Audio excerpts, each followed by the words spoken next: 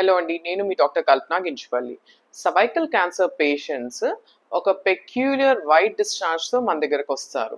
ఆ white discharge ఎలా ఉంటుందంటే బ్లడ్ స్టెయిన్ ఉంటుంది అండ్ ఫౌల్ స్మెల్లింగ్ ఉంటుంది. ముఖ్యంగా ఇది పోస్ట్ కాయిటల్ అంటే భార్యాభర్త కలిసిన తర్వాత డిశ్చార్జ్ వస్తుందని చాలా మంది చెప్తారు.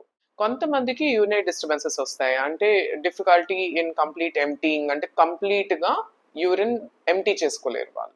కొంతమందికి అబ్నార్మల్ బ్లీడింగ్ ప్యాటర్న్స్ ఉంటాయి. అంటే తరచుగా బ్లీడింగ్ అవ్వడము, స్పాటింగ్ అవ్వడము ఇలాంటి కంప్లెయింట్స్ కూడా ప్రెజెంట్ చేస్తారు.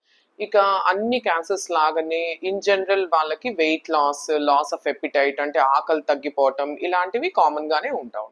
సర్వైకల్ క్యాన్సర్‌ని కనుక్కోటానికి ఒక అద్భుతమైన చాలా ఎకనామికల్ అంటే చాలా తక్కువ ఖర్చుతో కూడిన ఒక టెస్ట్ ఉంటదండి.